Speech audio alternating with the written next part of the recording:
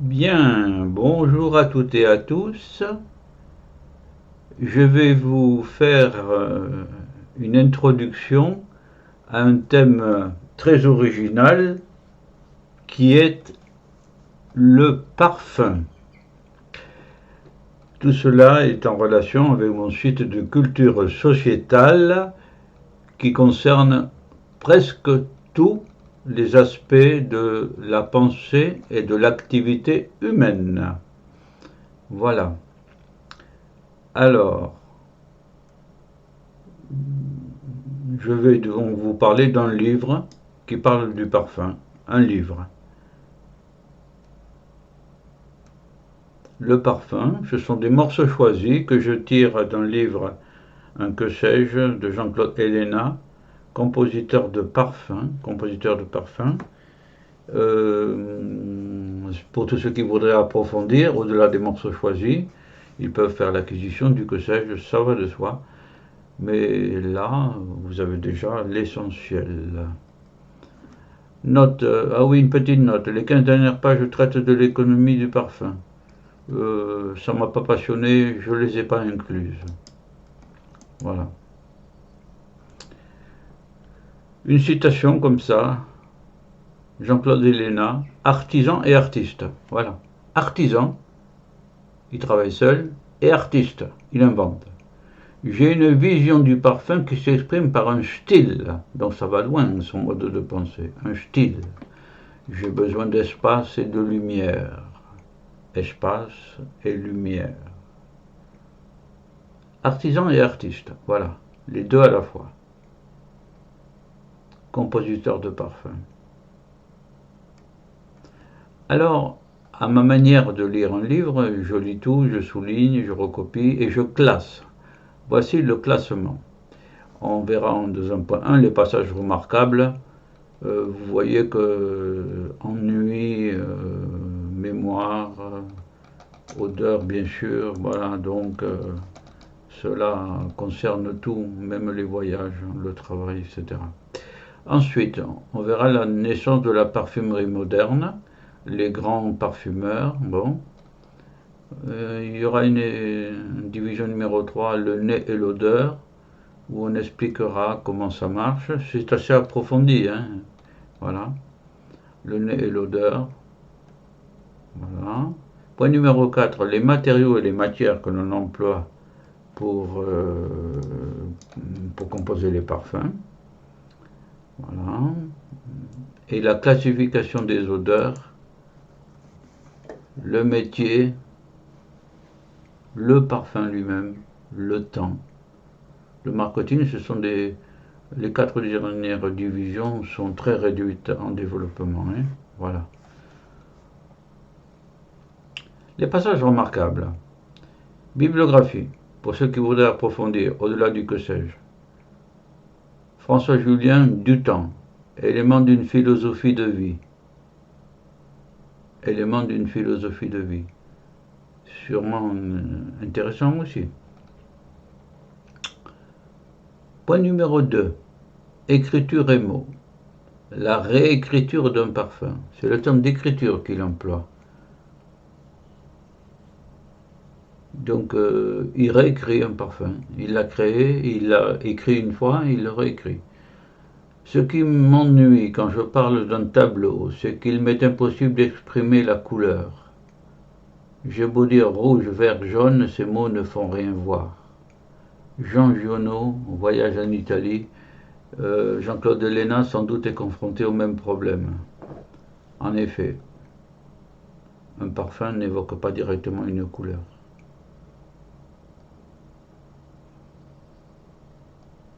Ennui. J'ai perdu à regret la faculté à l'ennui. À regret. Je fais un éloge à l'inaction, car prendre son temps n'est pas perdre son temps. La plupart des idées me sont venues lors de rencontres, de lectures, de promenades, de flâneries. Flâner.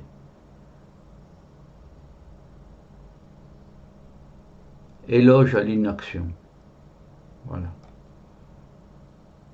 Genoux à nouveau. Les gens civilisés disent que les jours sont longs. Non, les jours sont ronds. Très original. Les jours sont des fruits et notre rôle est de les manger. Jean Giono, Rondeur des jours, Lovie, Paris, etc. Les jours sont des fruits et notre rôle est de les manger. Très original. Jean Giono.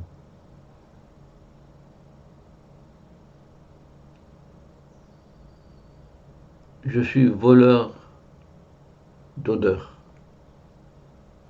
Il force un peu, mais moi je dirais plutôt qu'il est découvreur.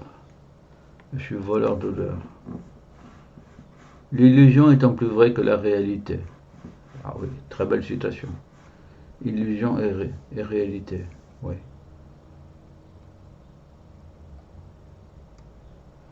L'illusion n'est pas mensonge, c'est une façon de répondre au désir.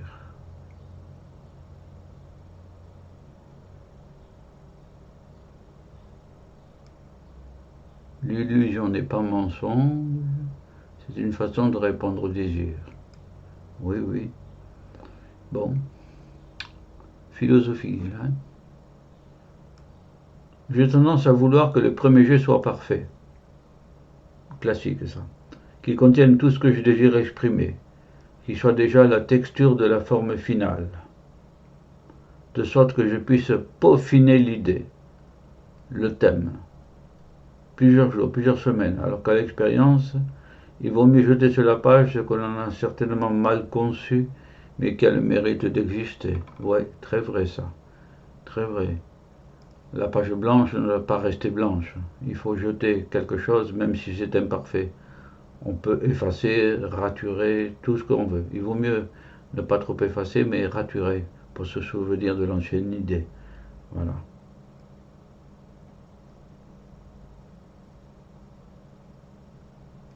Isolement. Pour imaginer et écrire une formule de parfum, l'auteur travaille le plus loin possible du laboratoire d'essai. Le plus loin possible du laboratoire d'essai. Pour imaginer, il va chercher son imagination dans un jardin, par exemple. Loin du laboratoire d'essai. Il ne faut pas l'imaginer en train de composer à partir de ses bases de parfum, de chercher un parfum. Non. Il cherche d'abord à rencontrer un parfum, une odeur plutôt, et ensuite à composer un parfum. Le vieux parfumeur. Au début du XXe siècle, le parfumeur composait ses parfums. Bon. Jean-Claude Delena, donc, n'appartient pas à cette branche. La nouveauté crée la demande, bien sûr.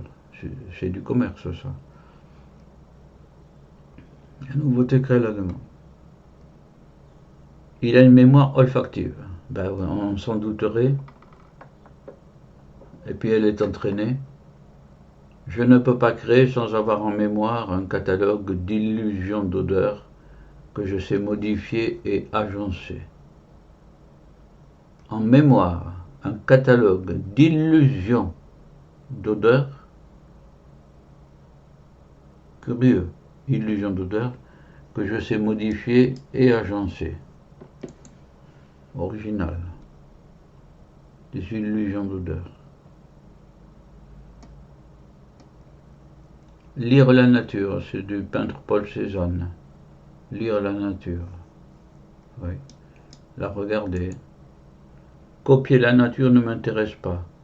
La transformer m'enchante. C'est Jean-Claude Delena, là. Ouais. La transformer m'enchante. L'osmothèque. Observatoire des parfums. À Versailles.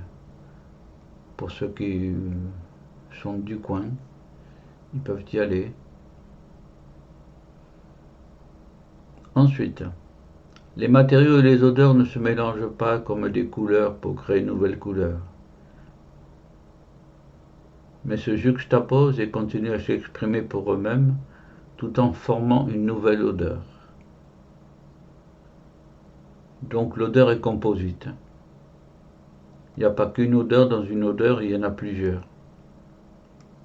Les matériaux et les odeurs ne se mélangent pas. Voir le PowerPoint et la vidéo que j'ai composée sur Van Gogh, où Van Gogh explique comment il peint aussi, comment il mélange ses couleurs, et comment il écrit à Théo, j'ai vu un jaune extraordinaire, à tel point qu'il m'a donné mal à la tête pendant plusieurs jours. Là, c'est extraordinaire aussi. Voir le cinéaste japonais Akira Kurosawa, Dream, rêve. Il y a un tableau, c'est-à-dire un petit film d'un quart d'heure sur Van Gogh, fantastique, merveilleux, extraordinaire. Voilà, sur le thème de la locomotive. Oui, je vous laisse découvrir. Akira Kurosawa. Au risque d'étonner, la créativité est aussi liée à l'oubli. Oui, oui, oui. Bon, nous avons tout un livre que nous lisons et relisons avec plaisir, qui est toujours le même, mais à chaque fois légèrement différent. Ça rappelle Verlaine, ça. Il reprend une formule.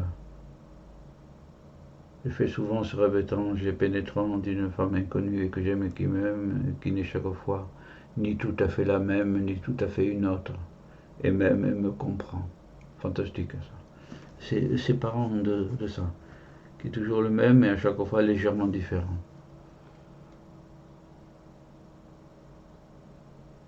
La créativité est liée à l'oubli. La lecture de ce que sais-je apporte beaucoup d'idées sur la création. C'est la création du parfum, mais c'est la création liée à l'oubli. Les parfums qui ne sont pas sentis avec intérêt ou passion, qui ne sont pas liés à une histoire personnelle, sont dépourvus de signification et ne laissent aucune trace dans la mémoire.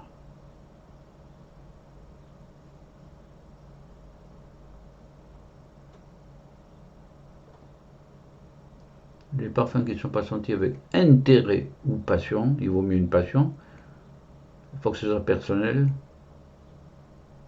Oui, eh oui, oui, oui, oui, oui, oui, oui, il faut que ça passionne, donc que ce soit personnel. Sinon, ça s'efface. Picasso, tout est signe. Pablo Picasso, grand ami d'André Malraux. Tout est signe. Tout fait signe, pratiquement. Tout fait signe. Il suffit de savoir voir. La raison s'est emparée de la beauté, mais la beauté n'est pas raison, elle est émotion. Bon, la raison, hein, la beauté n'est pas raison, oui, oui. Oui, la beauté est émotion. Le beau émeut, bien sûr. La création de parfum est avant tout un travail, même une œuvre littéraire est un travail, tout est travail.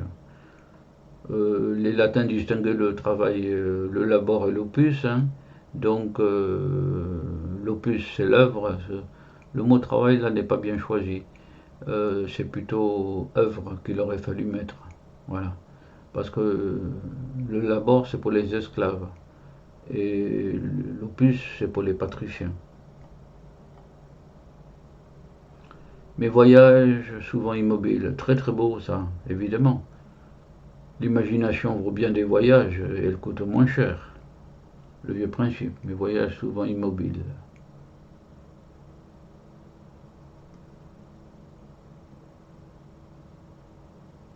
Eh bien, nous en avons fini avec cette première vidéo.